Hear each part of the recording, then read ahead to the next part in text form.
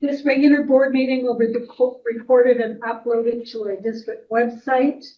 The definitive documentation and decisions of the board are documented in our minutes of our meetings. Any use of an electronic device such as a computer or a cell phone that you see during the meeting is related to the business of the meeting. The core values that guide the work of the school district are respect, compassion, honesty, responsibility, and relationships. We'll call the meeting to order, and I'd like to acknowledge that today's board meeting is being held within the traditional territory of the Leneza and Treaty 8. Are there any additions to the agenda? Page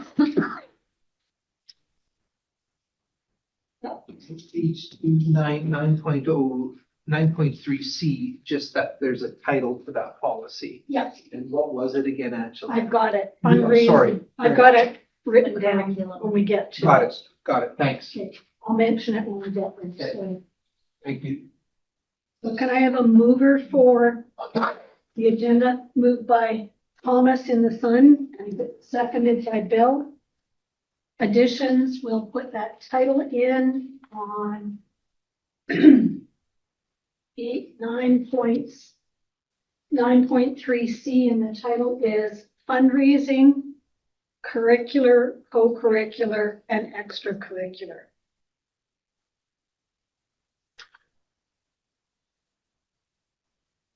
Any other additions? All right. All in favor? Carried. We don't have any presentations or delegations tonight, so we'll move into trustee engagement and celebrations. And we'll start with Steve Campbell, who's joining us via Zoom tonight. Yeah, I went to the NIB, same as a few other ones. And I've been to Bell Donald School, and I've been to Taylor School. Thank you. Vice Chair Lehman. Yes, I was at the NIB in Prince George. Congratulations to Helen for being the chair on the NIB. It was a very well organized event. Very informative. Attended Clearview PAC was interesting because in one PAC meeting, 3 policies that we had just worked on, as in, I think it was the international travel, the community coaches, and there was one other one that came up during the PAC. I'm like, wow, they're covering everything. Back to the 101 presentation. Actually, that's not school, but I still think it's an educational. I did get asked to judge 4-H communication. And then we need to see what they do. All right. Trustee Scott Moncrief. I went to the Presbyterian grad, chatted with some of the 101 staff who are really looking for that new school. Excited for it. Chat with my other schools. It's going well. So few issues here and there, but just minor stuff. Cool. All right. Trustee Snow. Been going around to high school and Ambrose and ELC, checked up on them. Went out to Presbyterian for the grad. It was a nice, small, different day. It was very interesting because we went on a little tour of the school and got to see some behind the scenes stuff and that. It was nice. Been very much enjoying watching the elementary basketballs right now. I've went to about probably over 7 different games so far. And then just spent the other day working on policy stuff. So went through all the policies, and I'll give you guys an update that later. But just doing good. Thank you. Trustee Whitten. I went to the city of Fort St. John to present with a couple of our parents and the rep for Canadian Parents for French. We presented a thank you in relation to them declaring February 4th to the 11th of every year French Immersion Week. Talked a lot about the benefits of being bilingual and sports in Canada that are there for that as well. Real big shout out to them. They actually increased their numbers. So every year they have this French immersion picture that they do. It goes from like, they try to get as many people as they can involved in it. And they did really well last year. They won it last year and they increased it quite significantly this year. So just a good opportunity to get out and say thank you to the city for supporting that particular school. Community town hall on crime. Are we talking about that later in the meeting? And then we'll talk about that in the in-camera meeting. Okay, fantastic. It was good. There was a good turnout, a lot of good discussion. And I was able to make it to an invitational for, we're actually talking about this. Some of our youth were involved in a Northern Combat invitational for Brazilian Jiu-Jitsu. I thought that was really exciting. Really nice to get out and see some of the kids put those skills to use. Yeah, we sent the city a picture from last year of the kids as a thank you present that Heather was supposed to take, so hopefully they got it. Yes, they did get the framed picture. Yeah. And if we're smart, we'll get one again this year, and we've established a thank you tradition. So, for me, on January the 24th, I attended a Chamber of Commerce luncheon where they gave an update on Site C. Interesting takeaway for me was that when the project is complete, they expect it to have 38 jobs associated, which was quite good. I attended an equity scan meeting and a board chair call regarding keeping kids safe online, and we'll talk further about cell phone use in schools. February 2nd and 3rd, I was at the NIB in Prince George. February 9th, I went to Vancouver for the partner liaison meeting, and on February the 12th, I had a rural and remote network meeting where the terms of reference are going to the board of BCSTA for final approval on the 23rd of February, so that should be taking meeting. I got to have pancakes at Baldonnel one morning, and over the weekend, for High on Ice, I volunteered out at Sunset Stables with the Ride for the Disabled and the Harness Association, just doing wagon rides out there. Saturday, we had 200 plus people attend, 230 plus on Sunday. And if you ever wanted to really see how the diversity in our community has changed, you looked at the people that came out to the wagon rides. And for many of them, it was their first encounter with a horse, because we had mini ponies and horses that they could pet as well as these wagon rides. And it was well attended and a little bit of an eye opener. So, and I left you for last today, Trustee Gillis. I also attended the NIB in Prince George, and yeah, I would like to say that it was well organized and best NIB I've been to. And out in Hudson's Hope, I'm just kind of seem like I'm always at the school. I've been running the speech club Thursdays after school. We have 7 kids preparing speeches. That's about it. Great, thank you. We'll move on to item number 5 on our agenda. Minutes of the regular board meeting of January the 22nd, 2024, which is pages 6 to 12 in your agenda package. Give you a chance to look at them, and then the sun might move a little bit more.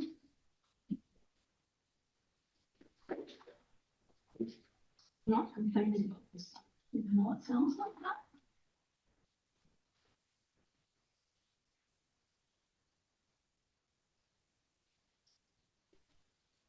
This is the hard part of the year when you're coming up the coulees and the sun just shines right over going up that hill, and it's like, oh.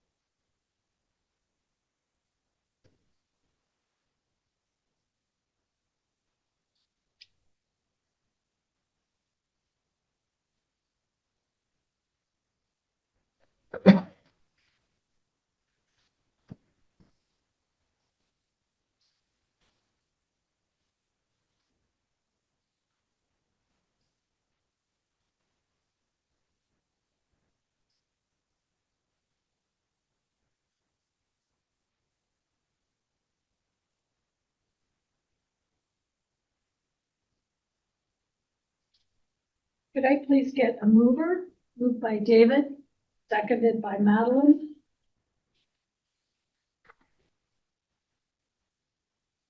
Are there any errors or omissions?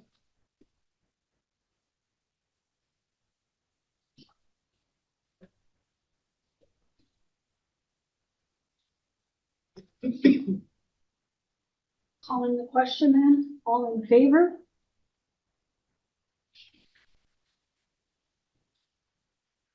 Business arising.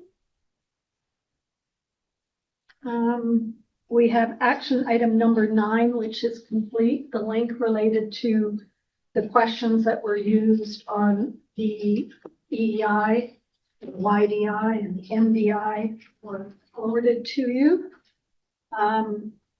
And Angela, page 10, you were going to update us on Caribou Colton stats. Okay, coming still yet. Sorry. And science fair. As you remember, science fair is not actually a district function. It's a committee that has relied heavily on support from the district. And what has happened this year is that they've lost a lot of the movers and shakers that have been around for a lot of years and just were unable to do what they needed to do to have it occur. Students in grades 7 to 12 are still eligible to register through their site and participate virtually in, I guess it's the regional for this region. So people that are keen in science fair in the upper grades still have an opportunity. And I do know that there are some schools that have continued to host science fairs as well. Don't be worried. I have one scheduled for next week. Yeah, no. Yeah. I think that there are schools that are continuing. We just didn't know that that was the committee's decision to kind of late in the process. New learning for us all. All right. Moving on to 6.0. Excerpts of the regular board meeting of December 18th, which is page 13 in your package.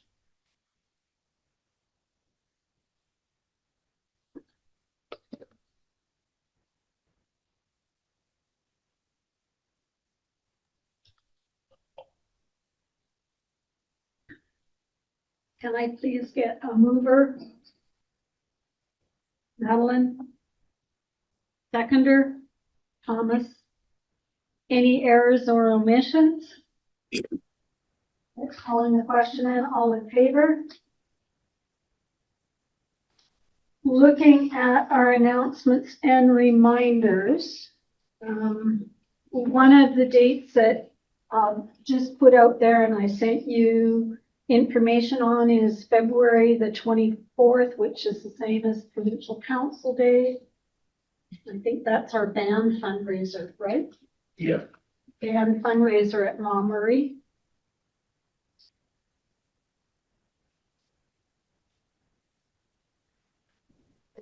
Helen? Yep. I also, for SUPAC meeting, I heard back from Bill and David. So can you two decide which one can go for me? I'll go, Bill. I got it. Okay, Okay. thank you. Thank you. Any other additions or changes to our announcements and reminder schedule?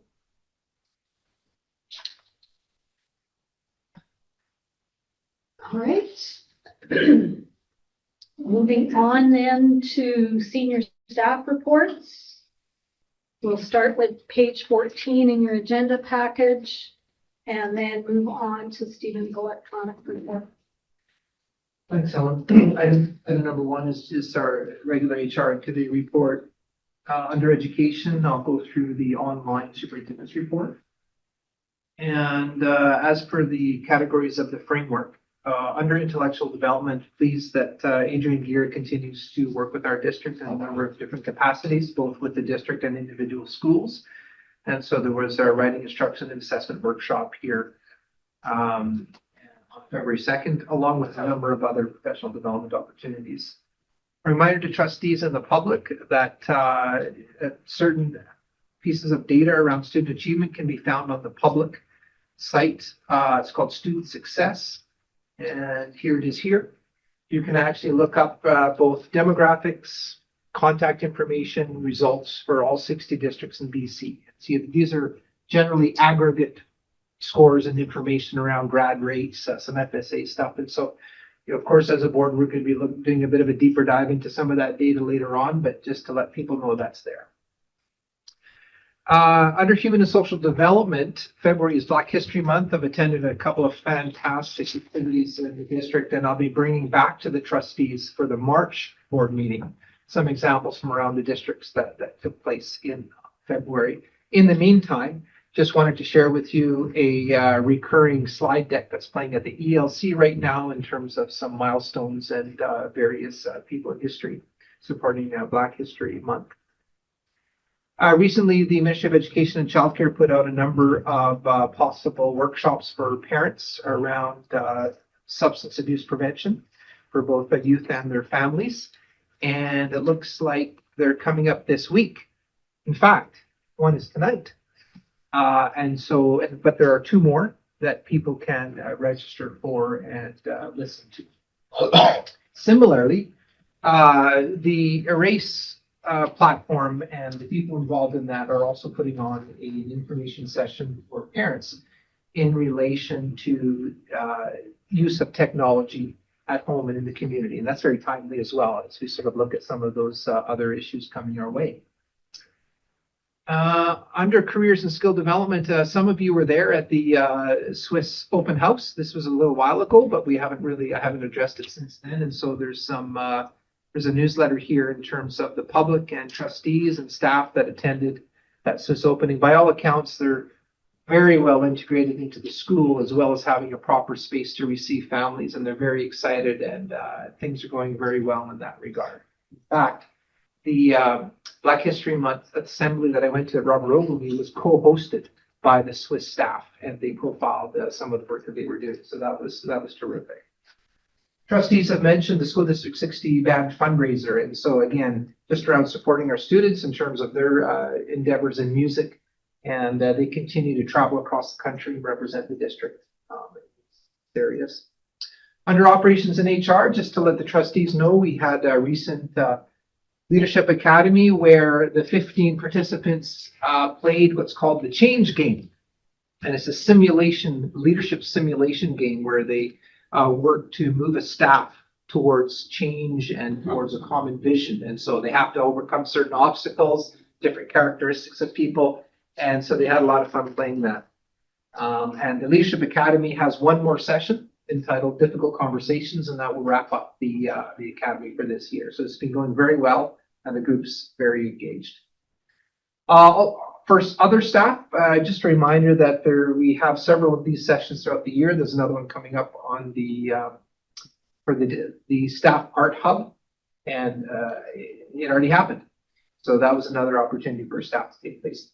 Under Truth and Reconciliation, there's a course that we sent out to staff previously, and they can take this one for free, and it's through UBC. I don't know if any of you have actually tried to do a MOOC course before, but universities offer this for free for citizens and a variety of organizations on various topics at different times of the year. So this one in particular, we sent out, encourage staff to check it out. And just some celebrations from around the district under Take 3. I think, Bill, you'll recall when we were at North Peace there, they had the entrepreneur class with all of the stands outside of the cafeteria. And so they kind of wrapped that up, donated lots of funds to the city, and really had a very successful class this year in terms of not only raising the funds, but learning about business, tracking their profits, and learning along the way. So that was great. Margaret Murray has what's called an Early Act Student Leadership Group, and they also were supporting the community in different ways through their seniors, PJ Drive, and Be an Angel campaign, and raised over $500 for that Be an Angel campaign, which was fantastic. And I have to say, my mother-in-law is in care at the Peace Villa, and I saw cards there from Dr. Kearney. I saw gifts from other schools, posters. It was really heartwarming to see that. I got to tell you, from a personal experience, it makes a big difference. And finally, Taylor Tigers continues, they're in the week 5 of their winter reading challenge, and we continue to track that, submit their logs, and of course, it's a fun competition among the school there. Some student winners listed here, as well as staff winners in terms of that encouragement for the students, and some pictures to go along with that. So that is my online report. Last item I'd ask to be broken out, and that's approval of several field trips, some of which have already happened and I had to give approval to, the other ones are coming up. That is my report. Thank you. Could I please get a mover and a seconder for Steve's report? Moved by David. I can see Bill now, so seconded by Bill. And then leave the motion so after we've gone through discussion questions. Even if any questions related to the HR report? Let's go to the electronic report. Sorry, Stephen, Yes, you listed down below some of the retirees. great. When's the date they're supposed to do for the administrators? The set date? Well, there's a Supposed to let you know by. Yeah, that's right. There's a contractual date, and then there's a date as per policy around a kind of a retention, or not a retention, but a bit of a bonus incentive in terms of that retirement dates. But generally speaking, they're supposed to give notice by January 31st for a retirement for July 31st.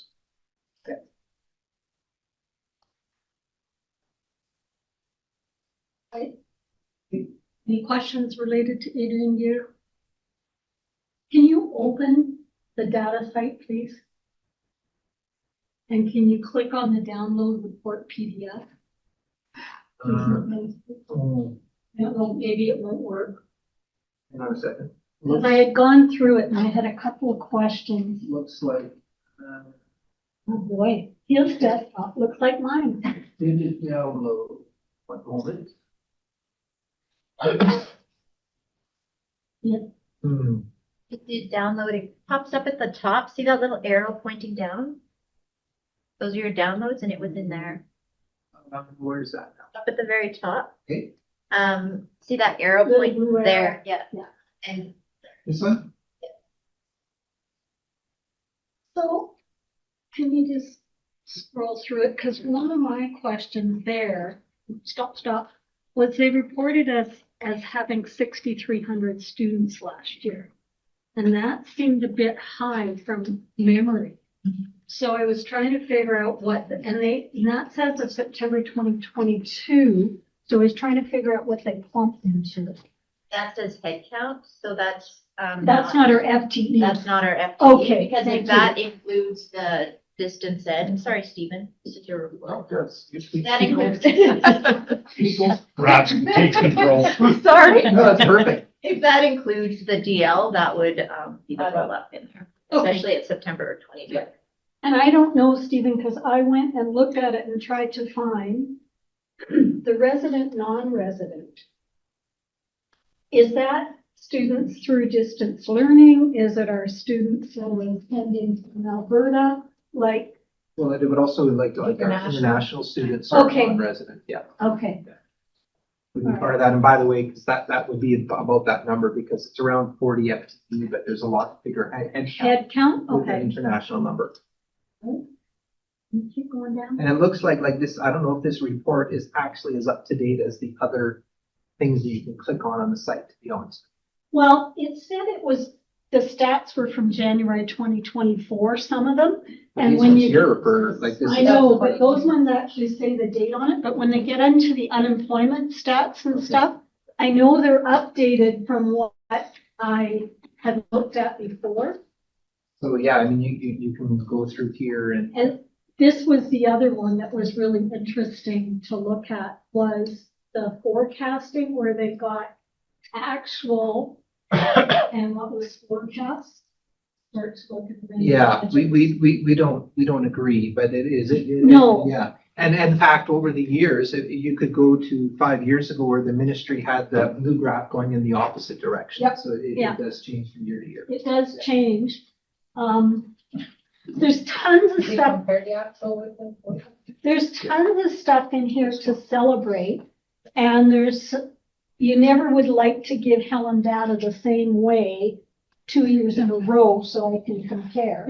But any of these little things that are beyond the gray area means that we were performing better than 50% of the other districts. That gray bar represents scores for Do they have grad 50%. rates here? I don't know what the grad rates. are. It's down there.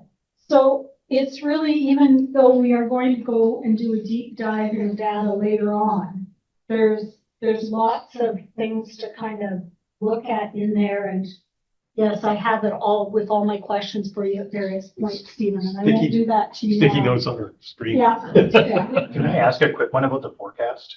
Yeah. While you're going through it? Yeah. Did they, or have they given any insight as to why the significant drop off, why they're expecting that significant drop off in the next 3 to 10 years? Not that we're aware. No, okay. In fact, it's always interesting to see they give kind of also a 3-year window of time of their own, what they would call their more immediate projections, and there's no rationale given there either. So scary, so yeah. moving along, is that okay, Helen? yeah, that's okay. Just really have a good look. It was exciting. There was really good stuff in there. And like I say, I'll bring back some more examples of the Black History Month for the March meeting. I'm going to go to the parent session on substance abuse just because it ties in with somewhat where I'm being monitoring OPS site. Yeah. I don't know if anybody else was planning on doing the parent information one related to use of technology, but as we are going to have to develop a cell phone policy, it wouldn't be bad to have somebody attend that to bring it back.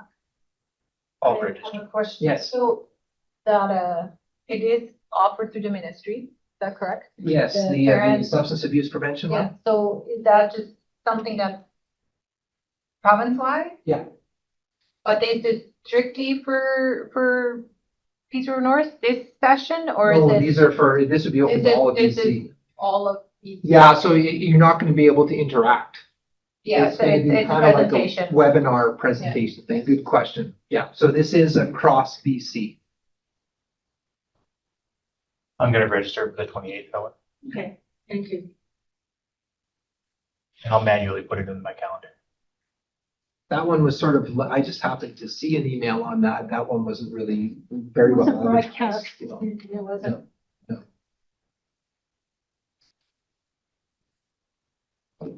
Any questions about Swift? They had that big event tonight too, for Ukraine. Yeah. Can't remember what the title of it was.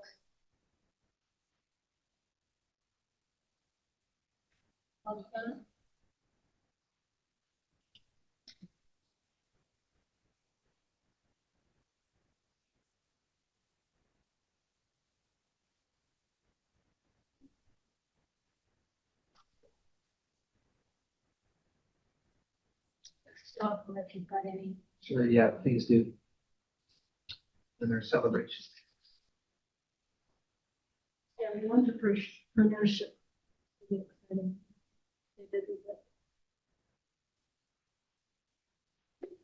And those kids at Montgomery were so excited about going to sing Christmas Carol. They all jumped on the bus on Thursday to go and sing carols where they sent cards. Cool.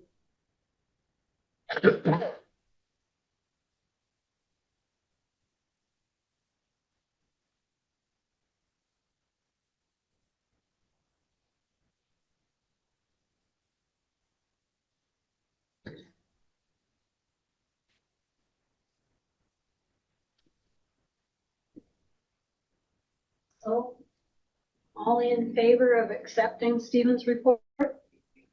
Maybe I asked this.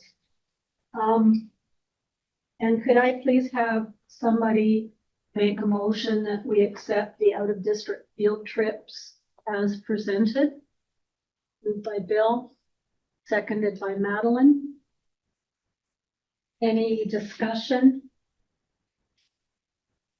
Is there enough snow at Worsley? I know. Pardon me, sorry? Is there enough snow at Worsley? Yeah, I was thinking the same thing. I think that's pretty optimistic. I was reading that, like, Yeah, that's aspirational, let's say that. And I was excited, Nicole, to see how many trips basketball teams are taking and Yeah, they just got back from Domes, Port St. James.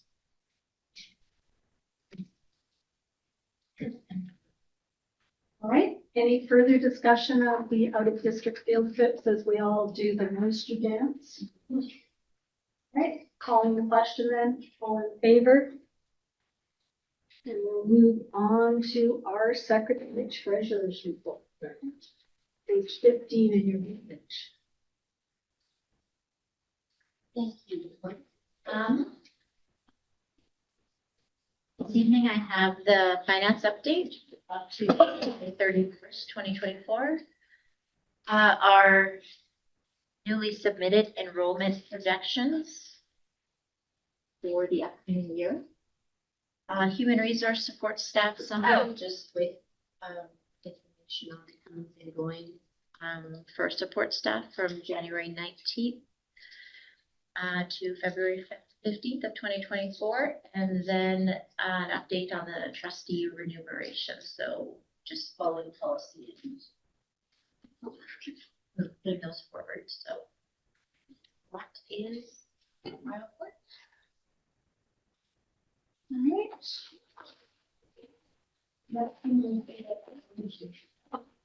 Pardon me. You don't need what's going on. Yeah, okay. So could I get a mover and a seconder? Moved by Bill, seconded by Thomas. There are no items to follow for motions. So discussion. Area by area. Questions on the finance update? I did.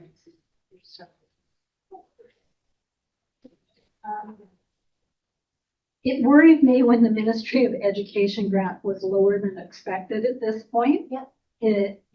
Is there any reason as to why? Well, the preliminary budget number is, so at the bottom, you'll see that those, I can't change those numbers until the Right. amended budget is pulled up. And once the amended budget comes into play, those numbers should align. They should align better. Okay. So that's a great thing to be Other questions of annual related to the report? Yeah, I'm looking forward to being able to update some of those numbers so that they're more collective and can give a more of a peace of mind. Can you do better on the miscellaneous revenue? It's really not due. It will stay down. You'll see in my Yeah. new budget, I'm going to present a do much that. lower number. on the amended, it's quite a bit. It should be quite good. Okay. Reach for the stars.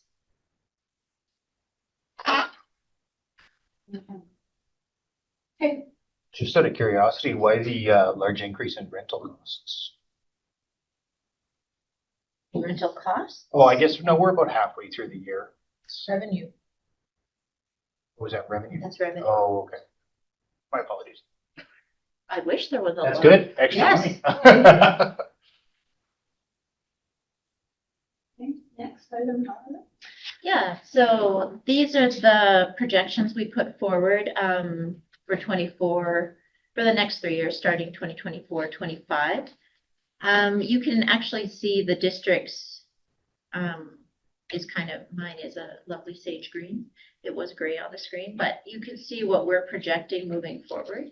And then you can see the ministry is actually projecting, similar to what we saw on the screen, decreases in the brick and mortar schools. So what we did was we based those projections on roll-ups, so actual people, students we have in schools right now, and then we dropped off the grads and we had what we estimate for K, approximately 400 and something per year.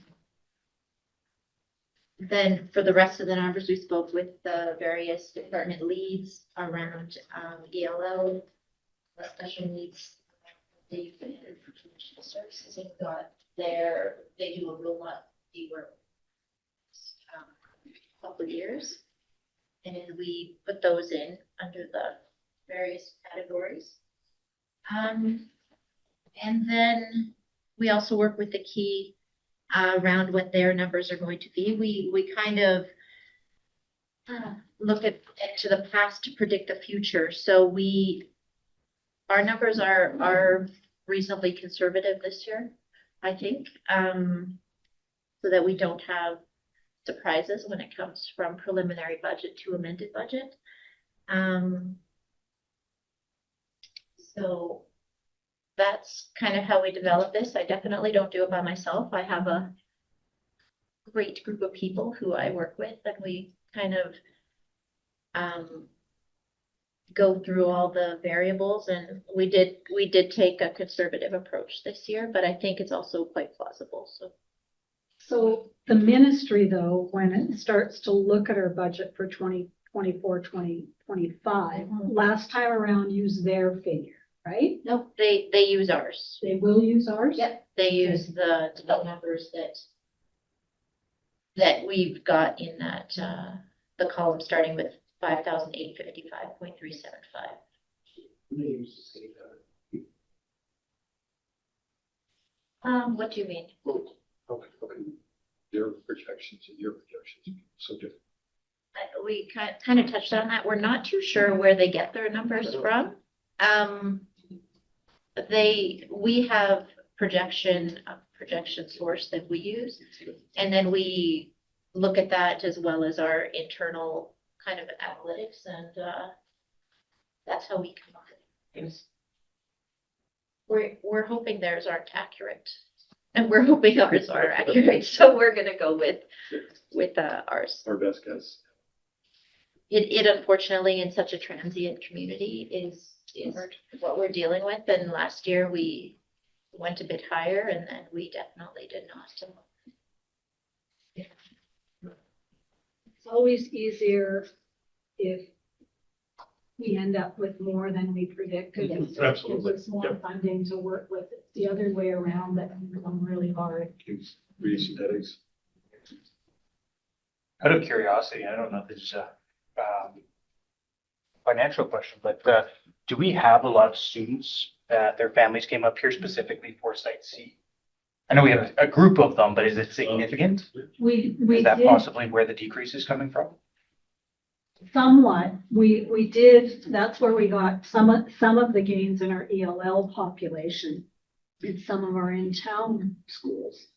But So the impact would it be minimal compared to the overall drop that we saw? But for example, at Central School, there were at least 3 families that were involved in Site C that then moved back. So it does have an impact on a smaller scale, right, in the school population. But generally speaking, it was some of the differences more in the secondary population in terms of that projection versus the FTE we were able to get funded for.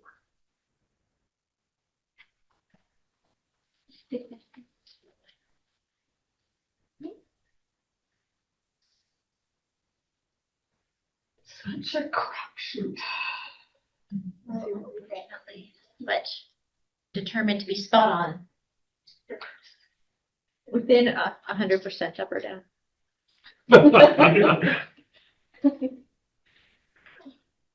Okay.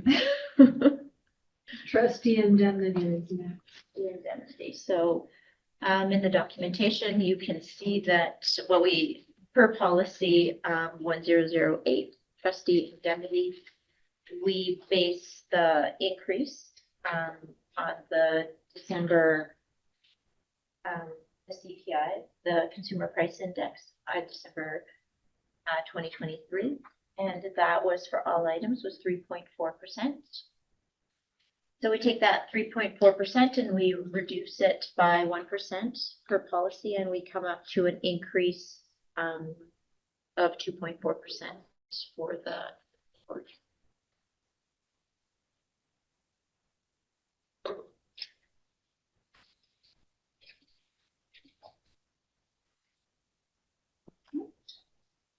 Calling the question, and all in favor of accepting Angela's report as presented. Moving on to item number 9 on the agenda package, which is the report of the regular committee of the full meeting on February 5th, page 16 to 18 in your agenda package.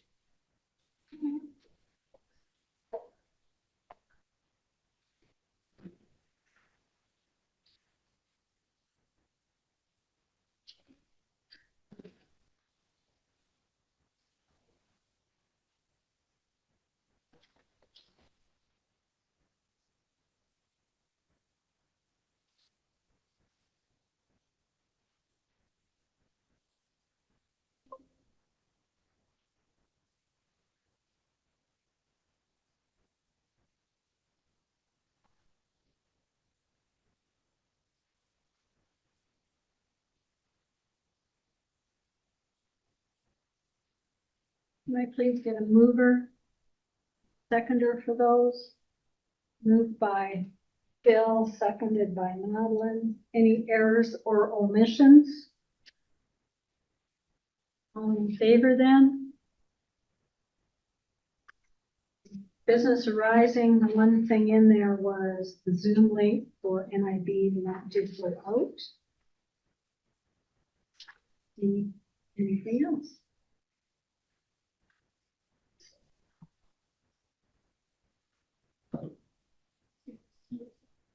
Right.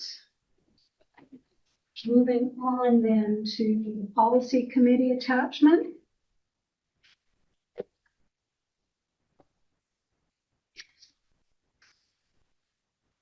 And I had mentioned to Bill that when we look out of that meeting, when we talked about looking policy 2009 and 2010. Policy 2006 also connects and relates to those, so we should probably, at our next policy meeting, look at the three of those as a bit of a package deal. Because the 2006 refers to not, our terminology is not. Should throw that one in here.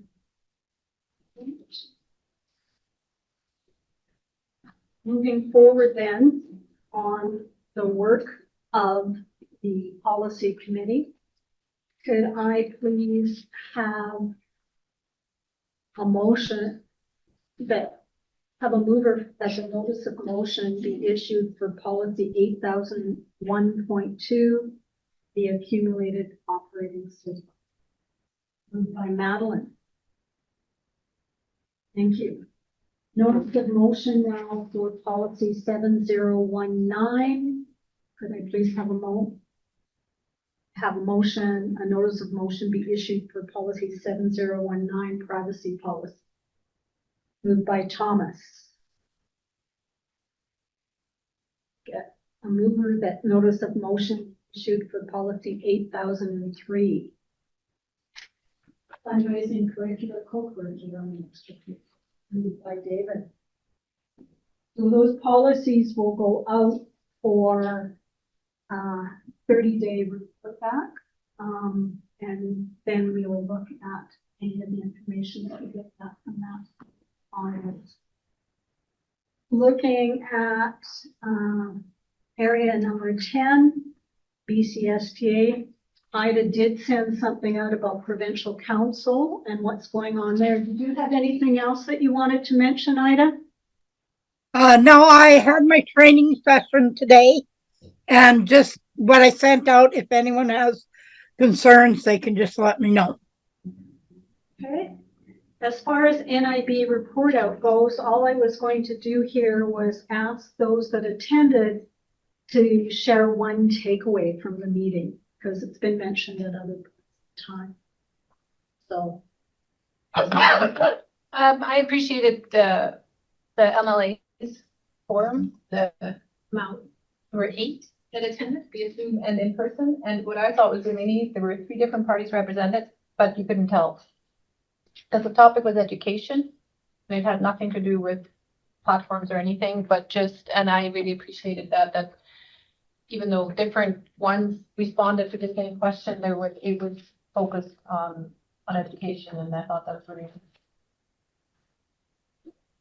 Nicole, so I had a few takeaways, but the one again, came from the MLAs during their speaking, and several of them said that, you know, and they've sat in the minister's desk before, a couple of them, when they actually formed government, they said that when you're asking, something they've seen actually work is to have real life examples, like an actual story of a child, you know, suffering through, you know, was burdened by this, and here's how we came about it. So bringing actual real stories to them, they said they're all humans and they can't always say no. So it gave us a good idea when you advocate to really put real life scenarios in front of them. That was good advice, I thought. And something I think we tend not to do. We kind of give figures and facts, and you know, I heard that she said, you know, but yeah, sometimes just a real story can have a big impact. And I did for myself really found that putting together the profile of the different districts that make up the Northern Interior Branch really helped me understand better who I now represent as chair. Ida, did you have a takeaway? Yes, I really like the fact how we did with the MLAs. We didn't, it was very well organized. It was a lot better than some other years when they didn't have a focus. And I think this whole NIB was really well attended and worthwhile. And it's something that we haven't had for a while. And I just wanted to say thanks to Helen and the people that organized it. Another takeaway, there was talk of, the MLAs again mentioned that they have seen school board trustees attend UBCM, which is the Union of British Columbia Municipalities, with municipalities. So like the, you know, the district of Hudson goes down to UBCM, City of Fort St. John goes down, but they said it's not rare, and they've definitely seen school board trustees attend that with those municipalities, because you get face to face with ministers, and it's not something that we get, which, you know, like at BCST, that'd be a great opportunity to have the same thing as UBCM has. But so it's something to think about, and you know, maybe, you know, I could go with Taylor, I could go with Hudson. So, you know, not saying we need to, but I didn't know that it had ever been done. Well, and I think that out of our earlier joint meeting with the Northwest and the Northern Interior, there's still the concept of that North Star project. And some of you who I think indicated an interest in being part of that committee should have had a reach out from Ed Harrison with Northwest Branch about an initial meeting for that. And in that follow-up report, there was the concept of getting together with municipalities. So it would be nice to see what connections other districts have with their municipalities and how they made their connections. See if that can be an avenue. In our case, we've got Taylor, Hudson Hope, and the City of Fort St. John. But we could do some reach out and some ask. Have we never sent anybody to UBCM before? Not as a school trustee that I'm aware of. Okay.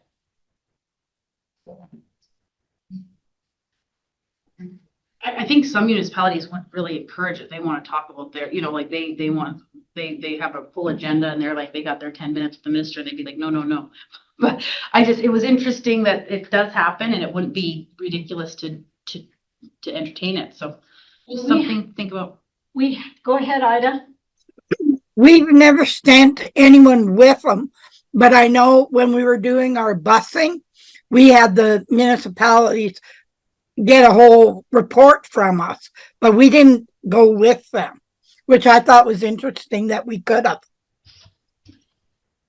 Yeah, I've heard about it in the past from other trustees across the province. And also under BCSTA, I did attend the partner liaison meeting on February 9th on your behalf. And I have your report here in rough draft. It was not in a good enough draft to present now. I will bring that forward at the March meeting. BCPC, Vice Chair Lehman, have you got anything to add? Not at this time. And I don't have anything to add related to Pro D.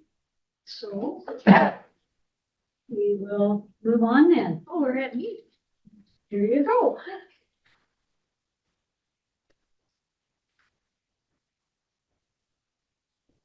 Stephen, can you? Oh, sorry.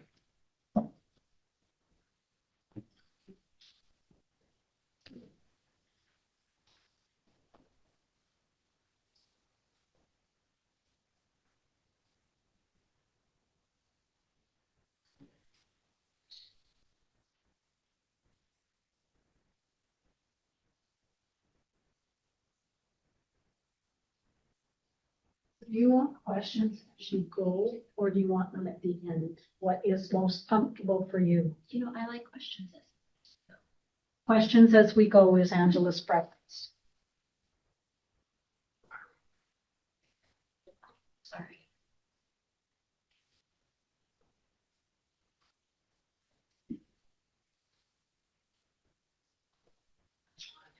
Did you still want to do that? That's okay.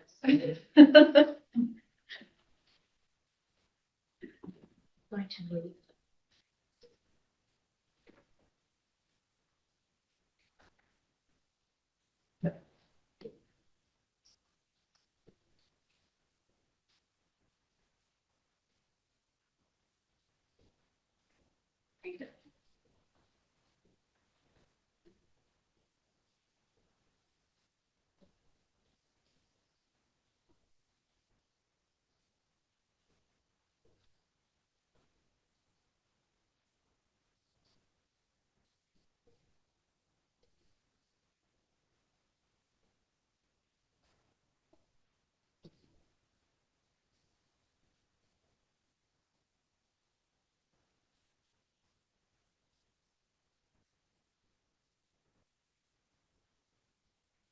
And Helen, I'm scheduled, or I'm booked in for both of those. The, Thank you. yeah. Substance, that's the word I was looking for.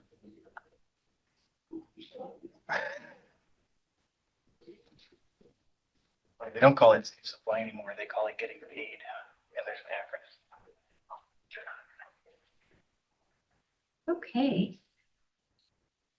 So our amended budget is reflective of what the actual enrollment was in September 30th, as opposed to the preliminary, which was our estimated projected enrollment that we provided last February. So we're going to go through how the numbers have changed.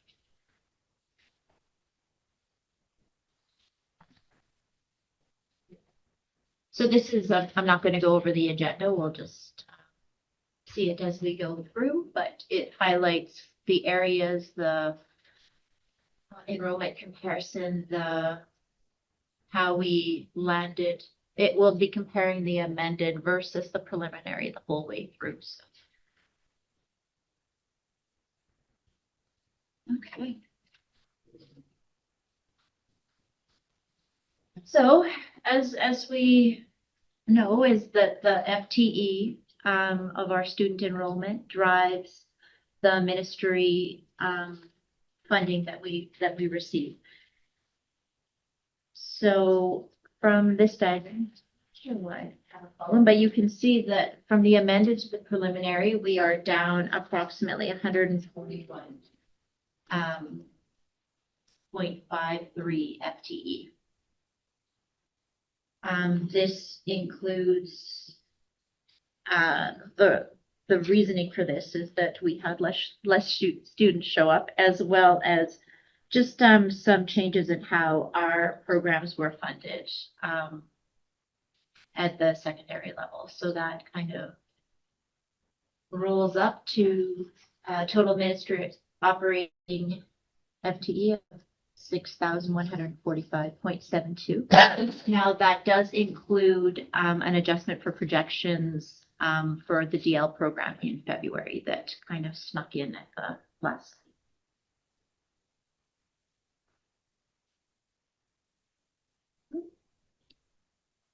So what does that look like on numbers adjustment. It translates to a decrease between the preliminary to the amended of $1.478 million.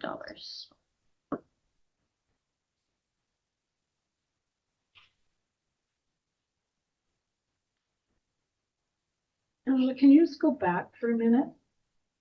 Yes. Could you explain what I was wondering, the supplement for enrollment decline? Can you tell me a little bit more about that? Well, I think that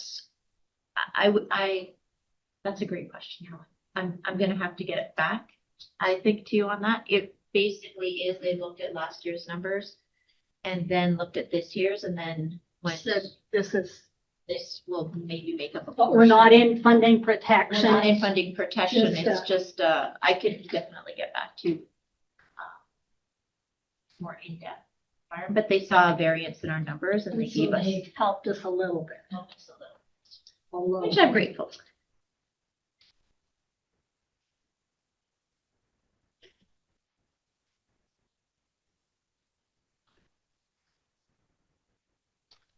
Okay, and then that is the largest source of income is the operating grant from the Ministry of Education. But there is other adjustments that we made. So you can see that there was a increase from distance learning and special needs because we have, for distance ed, we have 3 funding opportunities, funding windows. And for special needs, we have 2. So that's September and February. So there was an increase of 353,000 there, which was useful and appreciated.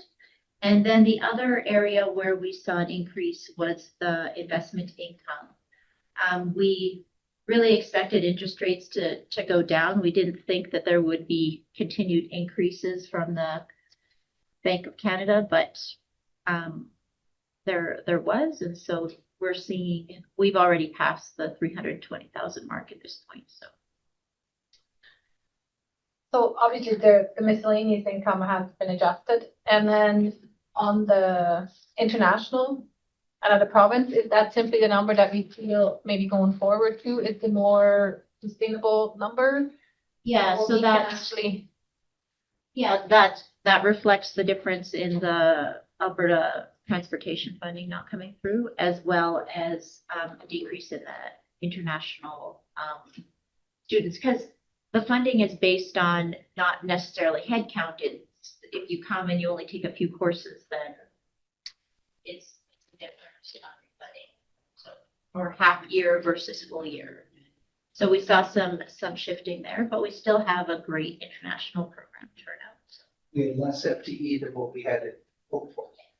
the students may have been here, but they were not made necessarily full-time. Yeah, but even then, where our target, let's say, it would be 45 FTE over the course of the year. That could be 75 students coming at different times, and we just didn't reach that 45 FTE.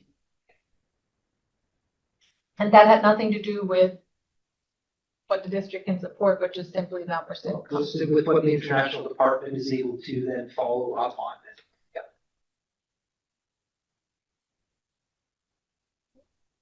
So you can see the variance of 1.478 million at the top after the other accounts from DL and the investments and the other adjustments, we end up with a $1.24 million variance.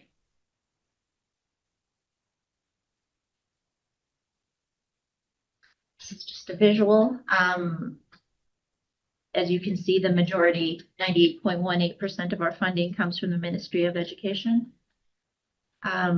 International Alberta 0.75, miscellaneous 0.27, and interest income 0.8.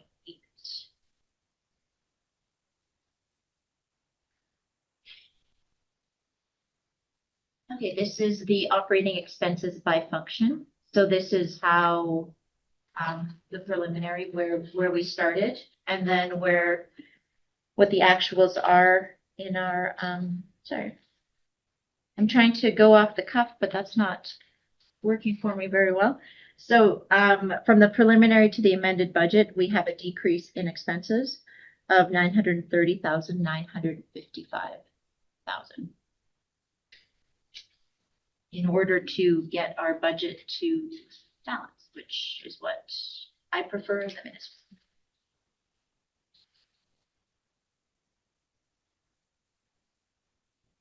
So on that slide, Angela, I mean, obviously the based on the spend is operations and transportation, but be lowered. Yeah, the goal is to not interrupt instructional programs, because that's what we're here to deliver instruction. So after speaking with the managers and what they could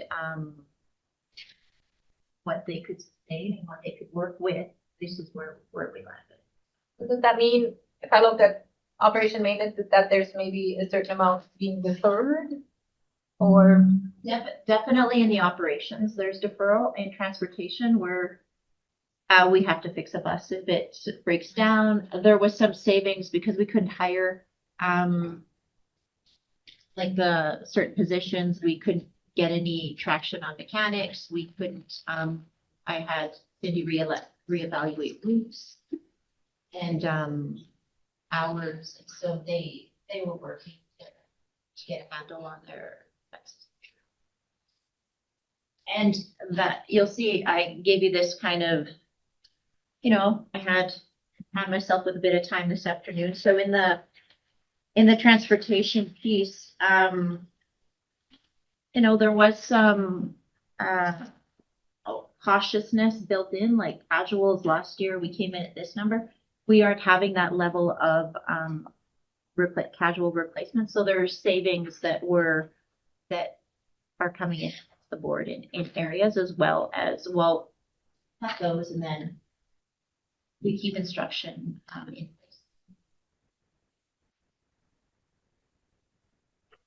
So what about the housing? How are you saving on housing? Sorry, we don't have, it's just the title, unfortunately, we don't have any housing. Okay. I wish I could change it, but it's in the budget that way, so I can.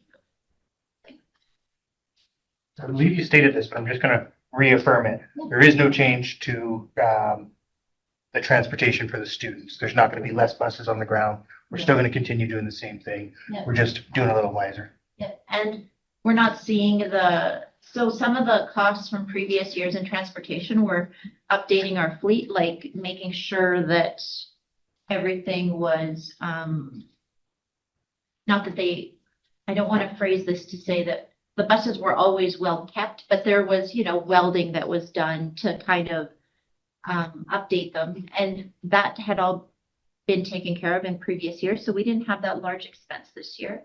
And Cindy was very good at triaging what we should and shouldn't do. So it shook out. So there's no cut to services being provided. But those are the areas that you have to evaluate. We can't touch teachers or the support staff in schools because then buildings don't run. When it comes to busing, this is a financial question, but when it comes to the busing part, you said what the Alberta students right now. How is, we're not getting any funding for it right now, right? We're getting funding for the students, but historically they've funded us for transportation. Yeah.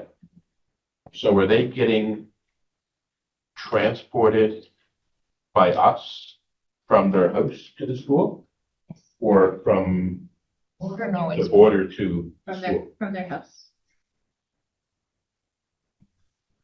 That's always been our practice. We have a good heart. Yeah, that's the practice that we start the school year with, and we're not going to discontinue service that way. And what is that actual number? It's not this. No, it's Oh, no. 13,000. Yeah, okay.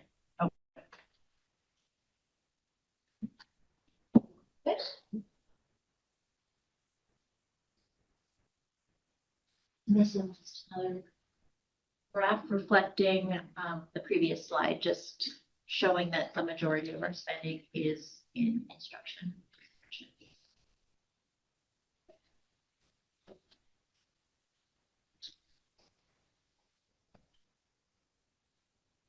Okay, so as we go through, so salaries you can see have held pretty steady, which I think is where we want to be. We didn't want to make any staffing changes because we value the staff that we have. And you can see that the supplies were the services and supplies. And I have to say it's more supplies, but this is how it's grouped, is where the majority of the adjustments were made.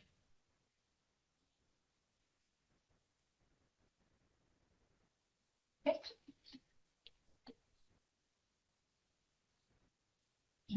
Another visual showing that in a school district, your salaries and benefits are the majority of your expenses.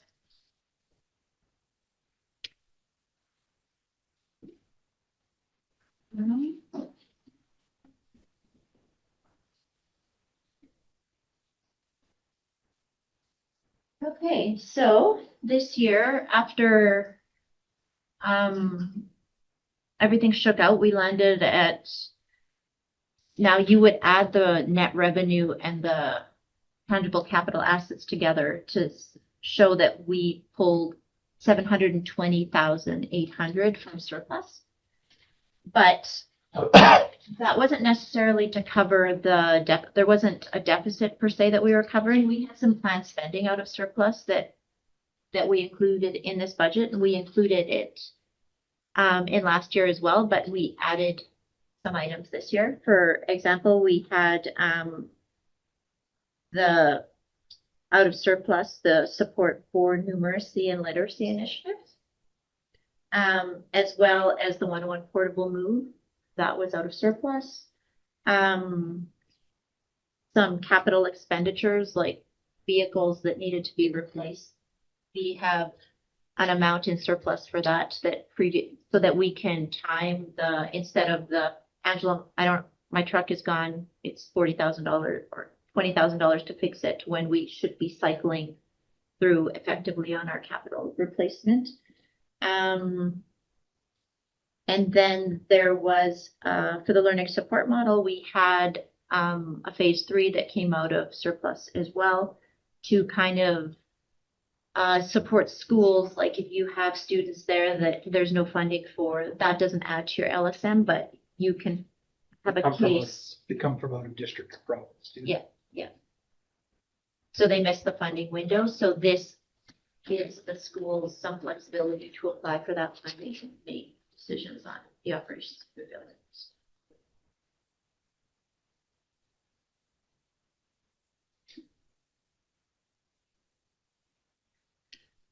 This is just basically a list of all of our special purpose funds. So outside of operating, we have all of these funds to manage now. They fall under a variety of portfolios, fortunately, to manage, but we need to stay on top of them, make sure that they are within the funding that is allocated to them. And this is the spending that some are fully spent, some have some flexibility in carrying a surplus, so that allows you to do multi-year planning. And The student and family affordability fund is not new funds this year, it's carryover it's from last carryover, year. yes. Same with the ventilation fund. No funding for this year. So are all these funds allowed to carry over a bit? They have different rules. Yeah. The majority of them, they don't. They want you to spend it in the year. So we have some flexibility. Not a lot. Not a lot. If it's the first year for a fund, they tend to give us a little more flexibility. But they would like you to spend it because it's allocated for the students in that year. The majority of them, like the ones tied to wages, for example, like the Learning Improvement Fund is for EA support. That is 100% spent every year, as well as all of the CEF. Classroom Enhancement Fund for the different programs, that's all fully spent as well in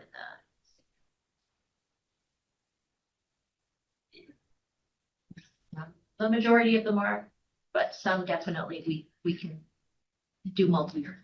And this is our last year for seamless day kindergarten table, right? That was a 3-year commitment? Yeah, it was 3 years, but they just told us that we get one more.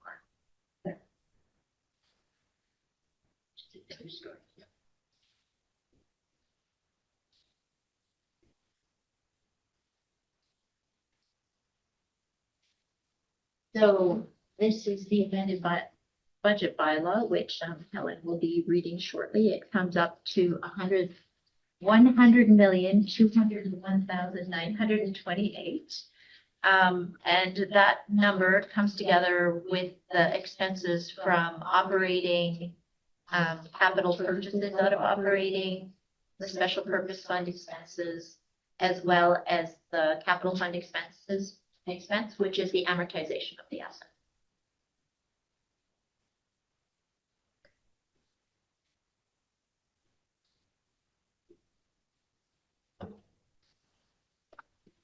Questions, comments? You sort of asked along the way, but. Yeah. Well, that's interesting that they've given us another year on seamless day.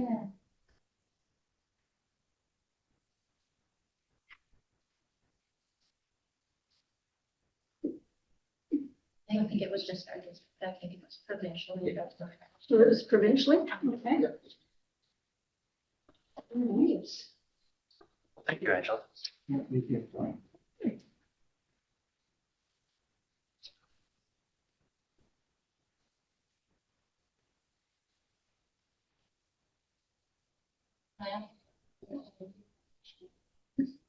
No, I'm just taking a pause before you read. Thank you, everybody. Great. So we're moving on to area number 11 of our agenda, which is the amended annual budget bylaw for 2023-2024. And I need a mover and a seconder that in accordance with section 68(4) of the School Act, all 3 readings of the amended annual budget bylaw for 2023 will be given this meeting. Moved by David. Any discussion? Any question? All in favor? In favor. Thank you. I do look for your hand, but thank you. Your voice is even better. All right. So we will commence with the first reading of the budget. And it's the amended annual budget bylaw. It's a bylaw of the Board of Education of School District number 60, called the board to adopt the amended annual budget of the board for the fiscal year 2023-2024 pursuant to section 113 of the School Act, RSBC 1996 C412, as amended from time to time, called the Act. The board has complied with the provisions of the Act, ministerial orders, and Ministry of Education and Child Care policies respecting the amended annual budget adopted by this bylaw. This bylaw may be cited as School District number 60, Peace River Norwich, amended annual budget bylaw for the fiscal year 2023-2024. The attached statement 2 showing the estimated revenue and expense for the 2023-2024 fiscal year and the total budget bylaw amount of $101,928 for the 2023-2024 fiscal year was prepared in accordance with the Act. Statement 2, 4, and Schedules 1 to 4 are adopted as the amended annual budget of the board for the fiscal year 2023-2024. It's read for the first time on the 20th day of February 20. Would I please have a mover for the first reading? Moved by Thomas, a seconder, seconded by Madeline. Any discussion? All in favor? In favor. Thank you. Now I would like a motion that the second reading and the third reading may be done in short form. By Bill, seconded by David. Any discussion? Go fast now. All in favor? In favor. Thank you. Moving on to the second reading. The second reading, it's a bylaw of the Board of Education of School District number 60 for the fiscal year 2023-2024. It's pursuant to the Act. Number one, we've complied with the provisions of the Act, ministerial orders, and Ministry of Education and Child Care policies in preparation of the budget. It's called the amended annual budget bylaw for 2023-24.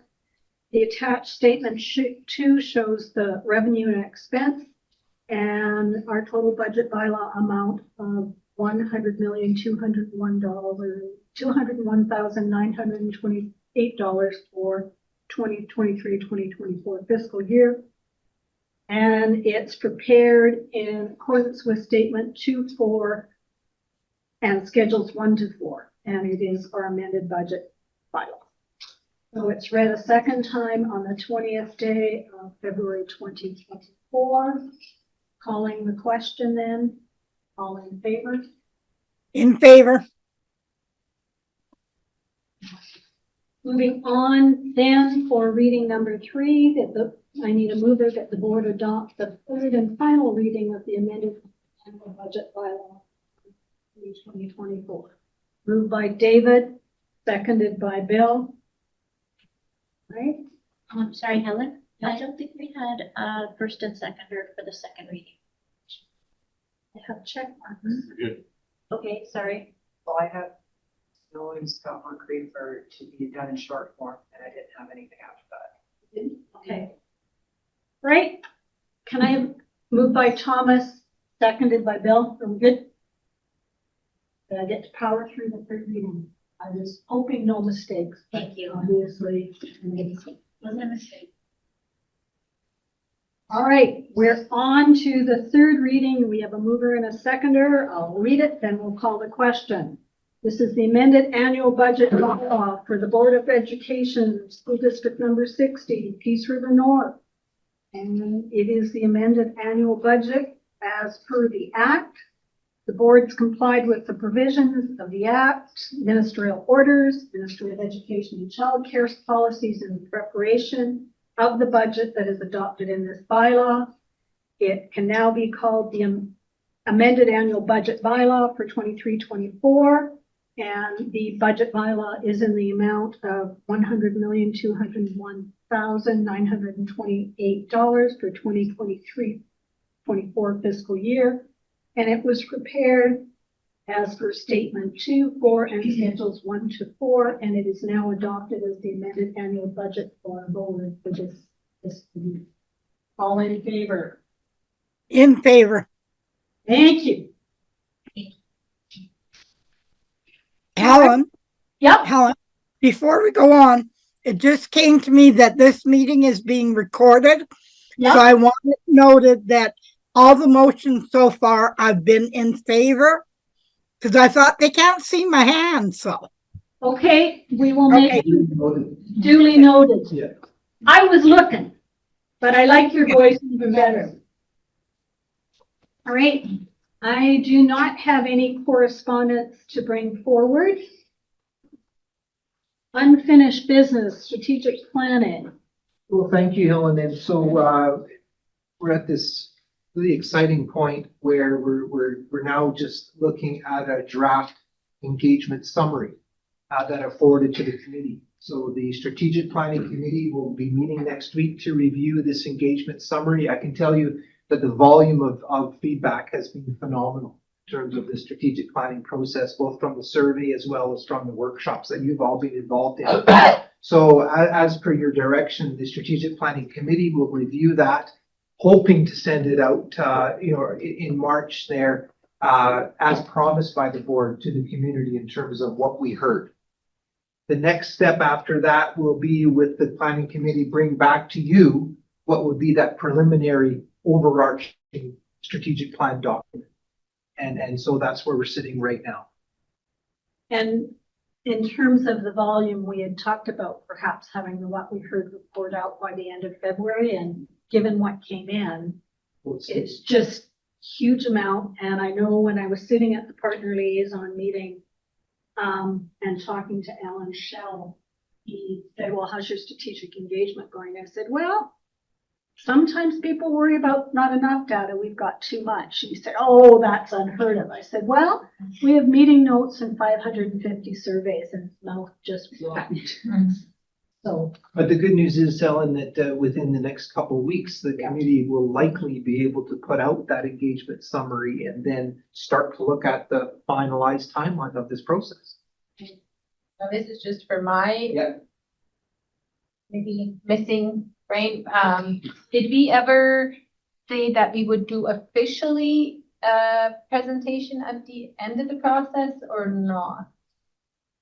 I think what we committed to was the engagement summary itself. Yeah. And then it doesn't mean though that at the very end of the whole process, we couldn't have a celebration / public meeting on here is our strategic plan.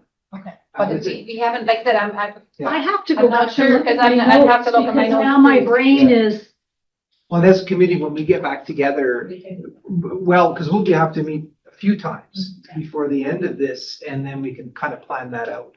we acknowledged that we would come back to them and bring it back to them with what we heard, with the idea, now if we've missed anything, Yeah, it was definitely in the context of a report, but then I do recall us talking about a celebration and a public event around the strategic plan itself. Okay. and right now we have the summary report, not necessarily the raw data, but at some point, both the summary report. Yeah, the raw data will all be housed in the SharePoint eventually when that's a lot of data. But fortunately, they've taken out the themes and all of the themes that came out of the workshops and the survey that you will see and you'll see in that engagement summary report. Yeah, that just came today, so. All right, under new business, annual data walk, and you can see how it has a geeky data going on here.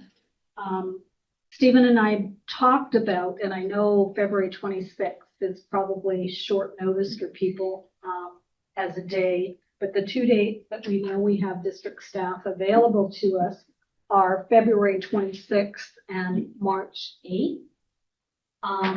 And what we're proposing is the concept, because we're looking for vertical and horizontal alignment with our strategic plan and what's going on in our schools, would be in the morning to start in a school with the specific request that we take a look at some of the mathology initiative that's currently underway in classroom, and just so that trustees can get a sense of what mathology is all about, because we're putting funding in to support this program. We've talked about a data walk, and then we also have talked about updates to you on some other things, like the legal reports that came out of the partner liaison meeting and a couple of those things. So we would have a full day. Lunch would be brought in. And as I said, that's what we're looking at. And I think probably March 8th would work better for you, hey, Ida. Oh, You're muted. you're muted. I'm not sure at this point, even if March 8th will be fine. Okay, thank you. Ellen, just looking at the calendar here too, and I had previously put that placeholder in for staff for Friday, March the 8th, or kind of the morning part. Can I make a suggestion that we could go to March 8th for the full day? One other possibility is on the Monday, March the 4th, we have a committee of the whole meeting that afternoon. I'm wondering out loud if we could do a school visit the morning of the 4th, to go into a school, view a mathology lesson, and then we have our committee of the whole meeting that day. Yeah. And so in essence, I'm wondering if we could split it into two parts: the school visit on March the 4th with mathology specifically. Yep. Then on the Monday the Friday, March 8th, from like 9 till noon plus lunch, do the data walk plus some of the other trustee pro D pieces that we talked about. It's just a suggestion. Lots. Thomas. 26 absolutely does not work. We're doing a major infrastructure upgrade on the 26th, so I will not be here, and I will likely be out at Doig late that day. The 8th, however, works perfectly fine. What about that combination, 4th and The 4th and 8th works fine too, because I have those days booked off, so I'm here. And given it's a Friday, it just gives us more flexibility on the afternoon in terms of staff availability too, but, yeah. Other people? You said, didn't you say Friday morning the first time? I did. So, but it's easier to bring people together on the Friday morning from 9 till noon plus lunch. So what I'm suggesting is the math school visit on Monday to 4th in the morning. Likely a math lesson, we could probably definitely plan for either 9:30 to 10:30 or like an 11 to 12 is usually when you have your literacy and numeracy going on around recess. Yeah. And then the data walk plus the other trustee items on the 8th in the morning. I like the idea from the 11 to 12 on that Monday, because Yeah. then we go right into the. That's actually more often when numeracy is happening anyway, to be honest with you, is after recess. Depends on the teacher. There's Yeah. some teacher that numeracy is always first and literacy is second. I would Others it's find, the other way around. I'd find someone. I will try and join you, if not the whole time on Friday, but Monday's pretty tough. We have a committee of the whole meeting that I know. day. So I like the 11 to 12 makes sense because there's less of a commitment in terms of splitting up the whole day too. Thank you for that. All right, so I just ask, sorry, this is, we don't do this every year, do we? yeah, we do a data walk every. Don't we do it at the advance? No? We didn't do an advance last year. We did the data walk in February, and out of that, we talked about, because we've just got that, all of that ministry updated data, that it made sense for us to look at it as a board, especially moving into strategic planning and then giving direction around the framework. So, It's more of a timing thing, Nicole. Okay, I was just wondering if I missed. no, No. there may be other things out of the strategic plan we want to look at with regards to an advance, but the data piece we talked about revisiting after we had the ministry update. And it was sometimes hard in the summer to find times for everybody too. Like the staff would almost prefer doing it this way because of the lead into the festival planning and the budget planning and everything else, and to have it at this time of the year. So it seems to work better. I'm available both those days. Right, so we'll get something out to you about which school and timing. Yeah. On the 4th in advance of the committee of the whole, and then we'll plan on the morning of the 8th, Plus lunch. plus lunch. How's that? Are you wanting lunch on the 4th because you're going from one thing into the other? We can talk about that. Yeah, we can clear it. All right, Sorry about the last minute suggestion there. that's okay. Keeps me on my toes. Great, PRNT update, PRNT up. Okay. You know what I'm trying to say. Michelle is sending her regrets tonight. Now, we don't have QP here. We don't have anybody from the District Parent Advisory Council. So we're looking at the section of our agenda that is questions from the press and public related to our agenda items. We ask that when the public asks their questions, they state their name. And reminder that any conversation must be consistent with our values and in reference to a specific agenda. I always forget to say that. Ladies. My name is Gwen Borden. My question is, how do you ever decide, like on your methodology, to go and visit a class and see it? How do you ever decide what school and where?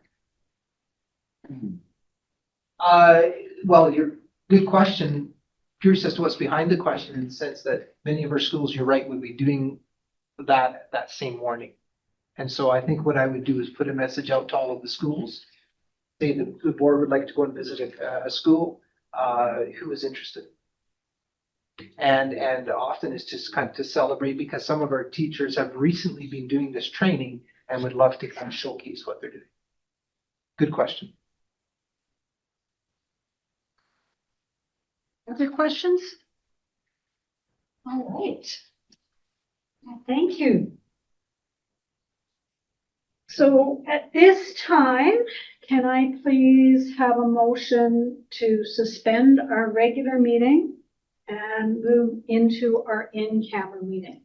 Moved by David, seconded by Thomas, calling the question. All in favor? Can I have a motion that our in-camera motions be brought forward for implementation? Moved by Bill, seconded by James. All in favor? In favor? And now a mover and a seconder for adjournment, moved by David, seconded by I Nicole. hadn't been on there yet. All in Oh. favor?